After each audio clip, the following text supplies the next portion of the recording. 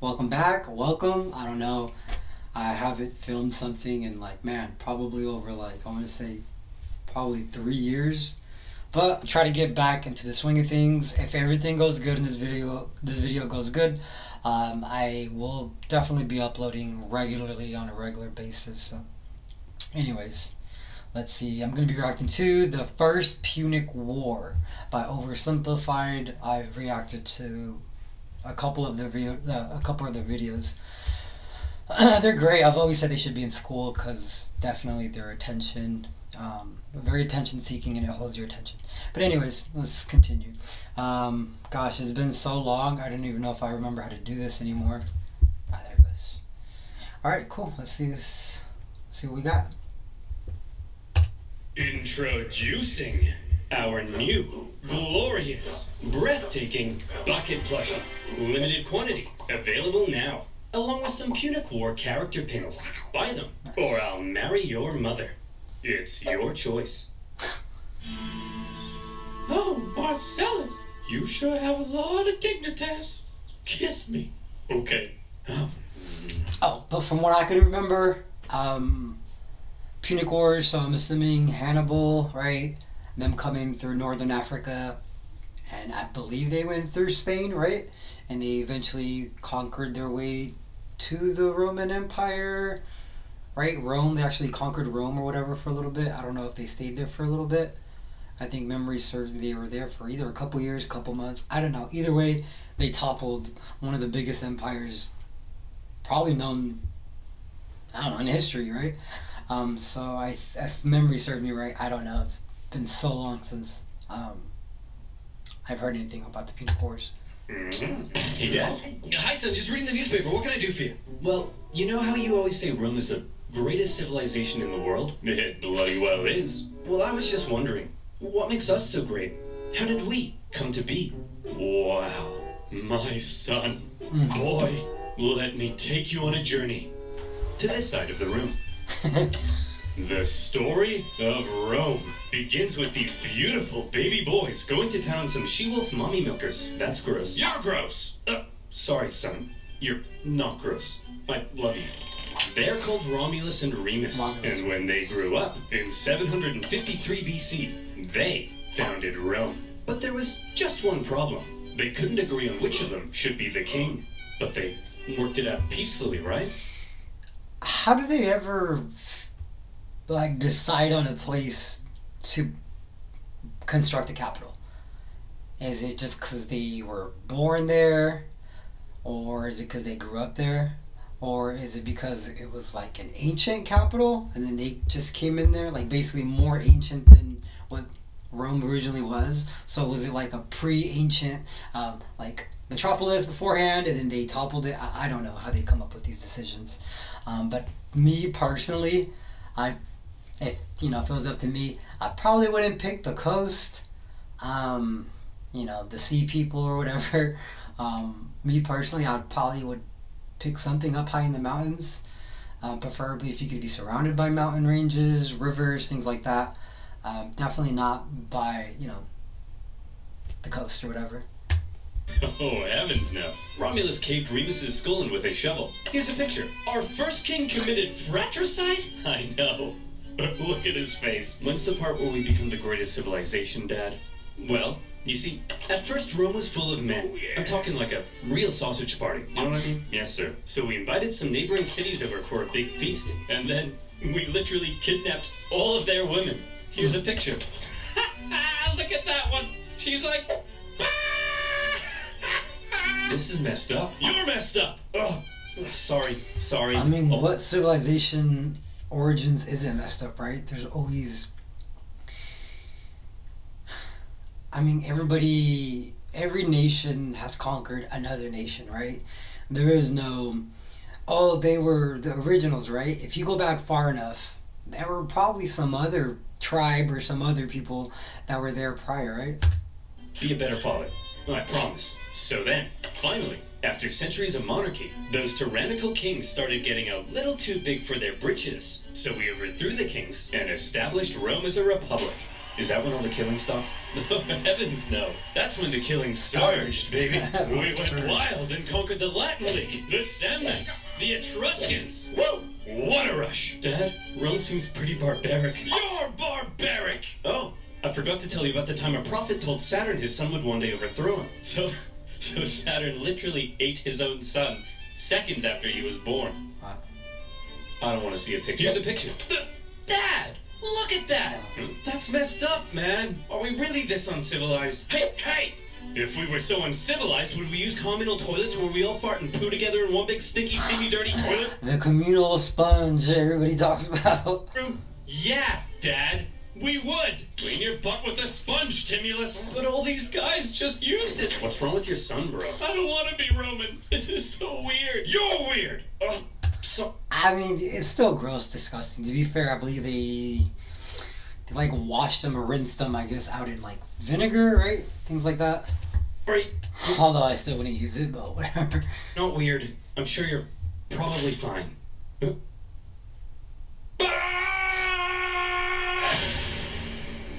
Punic Wars. The Roman Republic. A nation that, since its foundation, had been stabbing necks all the way down the Italian peninsula.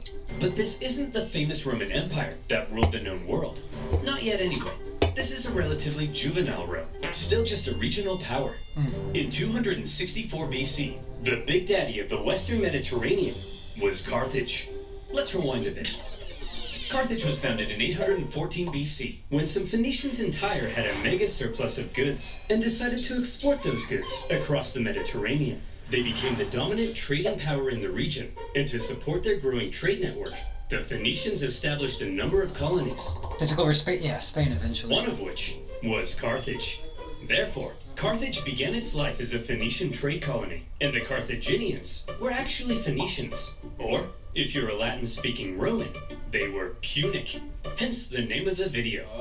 Over the centuries, Carthage gradually expanded and became the region's base of power. Just like Rome, Carthage was a semi-democratic republic with its own senate and judiciary. But there were also some pretty hefty differences between the two. While Rome was big into farming and stabbing people in the neck, the Carthaginians, on the other hand, just like their Phoenician forefathers, had built their power through trade and navigating the waves. They went here and there, selling ivory tusks. Wow, I didn't know they made it. I didn't know they made it as far as up to England. That's pretty cool. Slaves, and as a result, they were rolling in it. Whenever they weren't busy swimming around in their copious hoards of money, in their spare time, they also possibly enjoyed sacrificing their children to Baal, the god of. Let me just check my notes. Yes. Plant fertility. Oh boy, these figs aren't looking too hot. Maybe if I throw my son into a burning pit of fire, they'll grow. Have you tried watering them, Dad? You know what's crazy to me, though? A lot of these past civilizations, these ancient civilizations, you see a lot of sacrifice. Even though they had supposedly no connection with each other. Right? You go back to Aztec, or like Mayan times, or go even further than Aztec times. So like Mayans and all this stuff. Why and where did sacrificing come from? How did that... Is that just a universal, like, idea to want to sacrifice your firstborn child? Like, it's always weird to me. I don't know, it's weird. No, we'll try that second. As a result of all their trading, Carthage had emerged as one of the Mediterranean superpowers. But wait, they said. Rome? What the heck is that? Well, I know it's a pretty obscure little country that you've probably never heard of. But this spunky young nation was about to upset the entire region's balance of power. Initially, the two sides enjoyed relatively friendly relations, and had even signed a couple treaties. But it was a relationship that was practically destined to turn sour. See, Rome had a thing where they liked to aggressively expand their boundaries, often viewing such expansion as a defensive act. Kinda like when you kill your neighbor, because you knew eventually they would have tried to kill you first. Meanwhile, Carthage was extremely protective of its wealthy trade network. So if you put a very strategically important island between them, well, 2 + 2 = war. Tensions rose, and the two sides began viewing each other with increasing disdain. The hard-working Romans looked across the water at the money-hungry Carthaginians and said, "Look at those dishonest crooks. Bet they've never done an honest day's work in their lives." And the Carthaginians looked back and said, "Look at those simple-minded brutes. Bet they've never sacrificed a baby in their lives." Yeah. While war between the two superpowers seemed inevitable, the event that finally triggered it was a little unexpected. The whole thing began with a few simple mad lads on a wild night out. These mad lads are called the Mamertines. They were Italian mercenaries employed by the tyrant of Syracuse. Here, but when he died, his successor said, "Sorry fellas, we don't need any big burly men with sharp sticks anymore. You can all go home." The Mamertines, as it turned out, didn't want to go home. So instead, they went to the nearby town of Messana and said, "Hey man, we are but poor little buff boys without a home. May we come in?" Aw, poor fellas. Sure thing. Just so long as you promise not to massacre all of us. We promise. I mean, back in those days, they let basically an army into your, into your city is wild. The fact that they even let them in is crazy, especially for the times. The Mamertines then massacred all of them. Well, not all of them, just the men. And they stole their homes and families. Ha! This is my house now. This is my best dad ever mug now. And you guys are my new family. Son, wanna go play catch with your old papa? You're not my real dad! Ugh. The emo kid. Teenagers, am I right, dear? You're not my real husband! Ugh, I'm so trapped in this marriage. Then get out! No, Messana was now controlled by the Mamertines, and they began raiding up and down the Syracuse coastline. When the new ruler of Syracuse saw this, he wasn't happy. The Syracusans began fighting back, and in response, the Mamertines said, "Oh crap, they're fighting back? What do we do? Quick, we'll convince the Carthaginians to come and save us." "Oh no! We're in trouble, and we need a big, strong empire to come and rub our bellies." Why are you saying it like that? If I was a big, strong empire, I think I'd like to be seduced. See? It's working! The Carthaginians had long dreamed of controlling all of Sicily. They had been fighting Syracuse and their Greek influence on the island for centuries. And now, here was a great opportunity to get one over on them. So Carthage promptly answered the Mamertines' cry for help and sent a force to garrison Messana. As it turned out, however, some within the ranks of the Mamertines weren't too happy with the occupying Carthaginians, and they sent out a second cry for help to Rome. When it reached the Roman Senate, they were a little more hesitant. Going to help the Mamertines ran the risk of triggering an all-out war with Carthage, and they had only just finished conquering the Italian peninsula, so they were kind of tired. Plus, the Mamertines were all the way across the water. They had never made a leap like that before. So you would assume that to avoid any conflict with Carthage, the exhausted Romans would probably sit this one out. But you would assume wrong. Rome just couldn't resist a good chance for war. Why? Well, there's something you gotta understand about Rome. See, as a republic, they were hell-bent on preventing any one man from ever gaining too much power. And so rather than having one leader, Rome had two, called consuls, who shared power. These consuls could also only serve for 1 year at a time, before new consuls were elected. These measures to limit the powers of the It's 1 year though. I just feel like nothing would get done in that 1 year. I feel like they should at least 5 years, right? But I guess that's how they kept power in check. But I mean, for just a 1 year turnover rate, you wouldn't be able to implement any of your ideas by the time the year was up. Consuls were noble, but had an interesting side effect. The consuls knew they had just 1 year to try and gain as much glory and prestige as possible, something that was very important in Roman society. And the best way of gaining glory and prestige? Military victory, of course. The Roman political system basically ended up encouraging these consuls to go out and be as aggressive as your Italian grandmother when you don't eat all the spaghetti. And so the glory-seeking consuls convinced the people to vote in favor of going to Messana. And in they went. Upon the arrival of the Romans, the Carthaginians in the city, amongst the confusion, were forced to leave. Now, in contrast to Roman aggression, the Carthaginian military had a slightly different philosophy. Alright, kids, Listen up. If you want to grow up to be Carthaginian military leaders, there's a few things you have to understand. If you fail to succeed on the battlefield, that's a crucifixion. Showing cowardice, that's a crucifixion. Hello, sir. But what are you doing here? Aren't you meant to be in Messana? Yeah, but the Romans showed up. So you just left? Sure did. Oh, you better believe that's a crucifixion. The Roman consuls were awarded for victory, and therefore Brainwashed children. tended to be aggressive go-getters. By contrast, the Carthaginian generals were brutally punished for failure, and so they tended to be more cautious and restrained. This dynamic is helpful for understanding some of the crazy things that happened during the Punic Wars. So, the Romans have crossed over to Messana, and now there was some red on the island. Hit that panic button. This turn of events was unacceptable to both Carthage and Syracuse, so the traditional enemies teamed up to kick the Romans off their island. They surrounded the city and said, "Hey, you jerks! This isn't your island! Come out of there at once!" "Okay, we're coming!" See, Phil, you just gotta speak with authority. That's what being an alpha male's all about. Hey, man. You brought your weapons and armor? No, I didn't mean... Oh, crap. Out the Roman legions came to engage the Carthaginians in battle, and they sent them packing. With the Battle of Messana, whether intended or not, by going to help the Mamertines, the two sides had just slipped into an all-out war. With the initial Roman victory, towns across Sicily, including Syracuse, began switching allegiance, because being a winner is more fun. But the Carthaginians weren't about to just give up that easily. In 262 BC, they began building up their forces at Agrigentum. So the Romans, being aggressive go-getters, aggressively go-got them. The Romans immediately laid siege, hoping to starve out the Carthaginian garrison.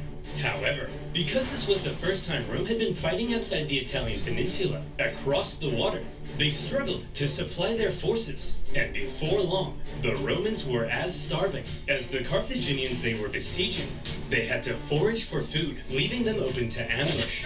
And when Carthaginian reinforcements arrived, creating a double siege, things got really bad. Everybody starved each other for months until nobody could take it anymore, and they all finally came out for battle, which Rome won. Here's the report from the recent siege at Agrigentum, sir. We killed 30,000 while only suffering 7,000 losses? That's amazing! We're the best! Yes, sir. Whoops, those are the wrong way around. What? We lost 30,000? We're the worst! Well, I mean, that makes sense. Whenever you're invading another country, the country that's being invaded is always going to fight harder than the invading, country. So that makes definitely sense. And not only that, but they know the lay of the land. They know where to get food. They know where to, that makes sense. But we won, right? Yes, sir. But we also got our asses kicked. Yes, sir. So are we the best or the worst? Yes, sir.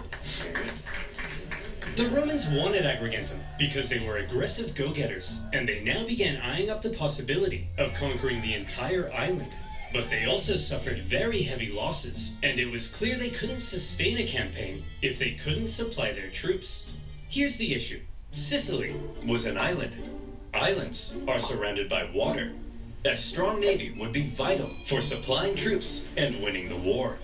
Here was Carthage's navy, and here was Rome's. I think you can see the problem. Historians debate just how much naval experience Rome had at this point. Presumably, they must have had something to defend their shoreline. But whatever it was, it would have paled in comparison to the Carthaginian juggernaut. And so Rome had to figure out exactly what to do about all this water. Come on, men. We're not gonna let some pansy candy-ass water get in the way of our glorious victory against Carthage. Charge! Tell my kids I love them. We're gonna need a bigger boat. What's a boat? I don't know. If the Romans wanted to win this war and obtain Sicily, there was only one thing for them to do. I guess we're just gonna have to go ahead and build ourselves a war fleet, aren't we? From scratch? from scratch. But we don't even know how. Never mind how to fight with one. Don't worry, Hank. We're up to the challenge. Come on, guys. We're Romans. And Romans aren't afraid of anything. And so, the Romans worked long and hard trying to figure out how on earth you actually build the latest style See, of whipping a warship. fish. In the end, they had a bit of luck on their side. A Carthaginian quinquereme ended up accidentally grounding on Italian soil. The Romans found it and copied the design. While the new fleet was being built, the Romans trained rowers on land. And would you believe it? The Romans put together a full fighting fleet of 120 warships in just 2 months. A staggering feat. Now, I know what you're thinking, but oversimplified. If the Romans can build a war fleet from scratch in 2 months, then why does it take you half a year to make a video? Well, my valued subscriber, I think you should shut up. What the heck?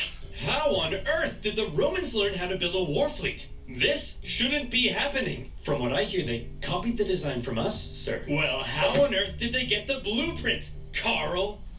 I don't know, sir. But I'll tell you what. If you're worried about people stealing your data, No. and you want to protect yourself from outside threats, Don't you dare. then you, my friend, If you mention NordVPN, I'll scream. should use NordVPN. Do you like corporations knowing everything about you and then selling your data to advertisers who convince you to buy things you don't need in an endless cycle over and over until you die? Me neither. And that's why I use NordVPN. NordVPN allows you to connect to super fast secure servers all around the world. VPN, your country. It comes with a 30-day money-back exclusive simplified. Where were we? Oh yeah. The siege at Agrigentum, supply issues, and building a war fleet. So now the Romans have a navy, and it's time to put it to the test. But how does one wage ancient naval warfare? Easy. All of the ships had giant bronze rams on the front, so all you had to do was outmaneuver the enemy and give him the jimmies. Easy as pie.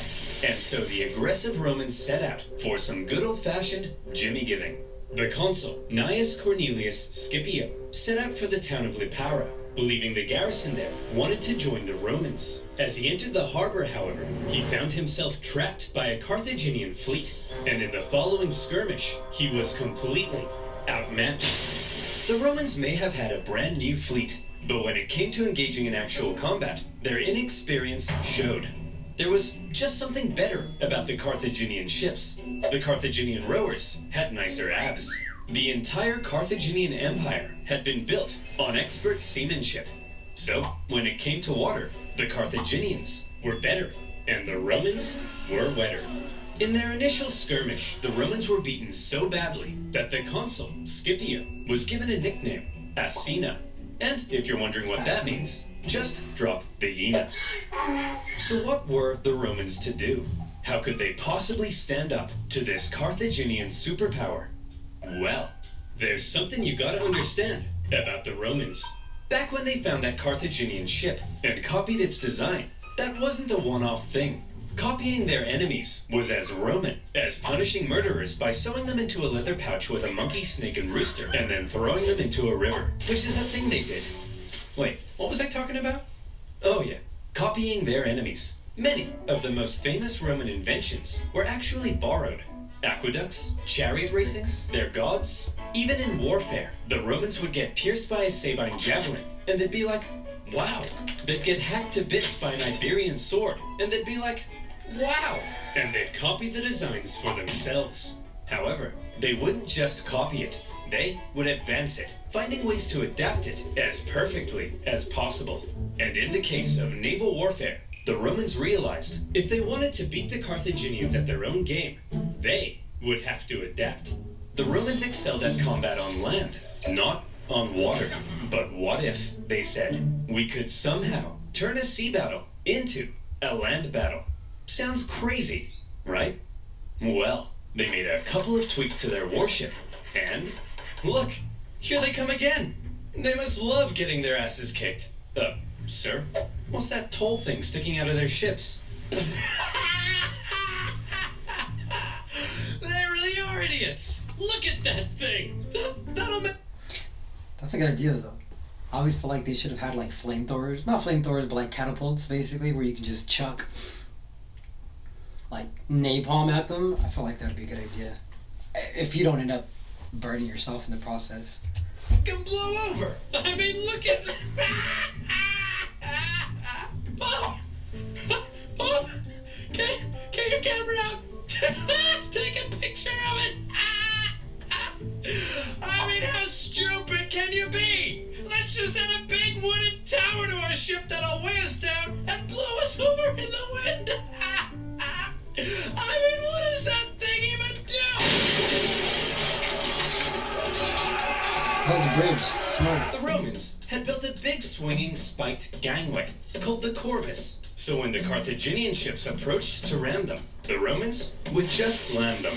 The Carthaginians tried going around. No problem. The Corvus could swivel. Try going behind. The Romans would huddle to the coastline. It was foolproof. Those big, sexy Carthaginian rowing muscles could flex all they want, but they were no match for the Roman mind. So ladies, you see, what really matters is what's on the inside. Please go out with me. And with that, the Romans, who had only just recently began dabbling in the art of naval combat, thanks to their ingenious Corvus, had just managed to outclass the Mediterranean seafaring The superpower. Romans were problem solvers. Had a problem, they fixed it. The Carthaginians were stunned, and the general in charge of the defeated Carthaginian fleet, well, you better believe that's a crucifixion. With their newfound control of the seas, the Romans could now more easily blockade coastal cities and supply their legions on land. Surely, the Romans were now free to unleash their aggression all over the island. Haha! Hey Carthaginians, what are you gonna do now that we're free to rampage across the island? We're gonna go inside these walls and close this gate. Oh, come on guys, stop messing around. Come out so we can kill you. No. Oh, come on. No. Oh, no. To counter the new Roman supremacy, the Carthaginians decided to engage in a defensive war of attrition, forcing the Romans to engage in siege. After lengthy siege, the war in Sicily became a long, hard, back-and-forth slug. One by one, cities slowly fell as the Romans gained ground. Occasionally, the Carthaginians countered and even pushed them back, only for the Romans to rebound again. And whenever a city did finally fall, the Romans could delight in slaughtering the entire population and selling any survivors into slavery, which was pretty standard procedure at the time. In general, the campaign on land was progressing much slower than the Romans had hoped, and quite frankly, they were getting sick of it. I mean, you have to break up the populace, right? You can't have them. They can easily, pull up another army or whatever. So the best thing to do would be to, unfortunately, kill off all the teenagers, and sell the women and children off into slavery, spreading them all out, So in 256 BC, they decided that something had to change. Hey everyone, my name's Marcus Attilius Regulus, and I'll be one of your consuls for this year. Look, as I'm sure you all know, Sicily's being a bit of a drag. Sure, I could go and spend my entire year as consul besieging one single city, but they'll never make a naked statue of me for that. So here's the new plan. I'm gonna skip Sicily entirely, take my army, and go right for the heart of Carthage itself. I'll slaughter the men, enslave all the women and children, and when I return, you'll all build 1,000 naked statues of me. Marcus, that women and children stuff, that seems pretty evil and barbaric. No, Jim, it's perfectly normal in the ancient world. Sometimes we even chop their pets in half. Okay, guys, looks like the Romans are coming straight for us this time. And what will they do when they get here? They'll kill us all. They'll massacre each and every last one of us. They may even chop our pets in half. That's barbaric! No, Rob, it's actually pretty normal for the time. We'd do the same to them. Who'll protect us? Funny you should ask, Mary. That's kind of why I called this meeting. Who will protect us? Protect our families, Hannibal? our homes, our children. You guys? Ha! Don't make me laugh. Why, you're just a bunch of stupid and weak farmers. Simple-minded buffoons. Cowards. Fools. rob him? Never undermine the farmers. Think That's what the British thought. enslaving women and children is barbaric. You're a snowflake, Rob. Yes, you are. The fact is, if the Romans manage to land on African soil, we're all gonna die. A terrifying, hideous, unspeakably painful death. Is that the end of that speech? Yes. The Carthaginians had to stop the Romans from ever landing in Africa because they believed that would be the end. So as the Romans were building an invasion fleet, the size of which the world had never seen before, the Carthaginians were preparing an even bigger one to stop them. And in 256 BC, as the Roman invasion fleet made its way south, the stage was set for a humongous battle that saw 680 warships, around 300,000 men, fighting to decide the course of Can you imagine being on the coast during that time, seeing all those ships? That's wild. war. To this day, the Battle of Cape Ignomus remains possibly the largest naval battle in human history, all the way back in ancient times. So the next time your granddad tells you about the time he sank a Japanese aircraft carrier, kick him in the nuts. The Romans had a lot riding on this battle. They weren't just sending their warships, but transports as well, full of supplies and horses for their invasion of Africa. They therefore formed a protective wedge-like formation to punch through the long, thin Carthaginian line. The Carthaginian generals, however, desperate to prevent the Romans from reaching Africa, had a plan of their own. As the Roman fleet approached, the Carthaginian center feigned a retreat, luring the Romans in so their outstretched flanks could envelop them and get around the Roman corvus. A clever plan. But with such a huge battle and so many ships crowded together, the Carthaginians struggled to maneuver as hoped. And in the chaos, 3 separate battles emerged across the huge battle space. With the number of ships limiting their ability to maneuver, the Carthaginians became sitting ducks, and all the Romans had to do was start swinging.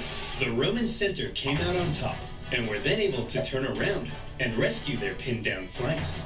The Battle of Cape Ignomus was a Roman victory. Wow.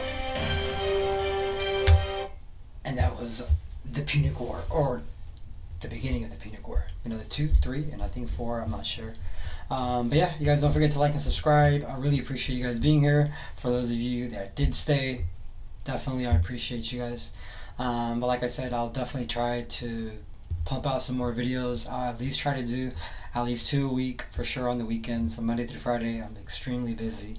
But I'm hoping I can get to where I can do it on, throughout the week. Thank you guys very much.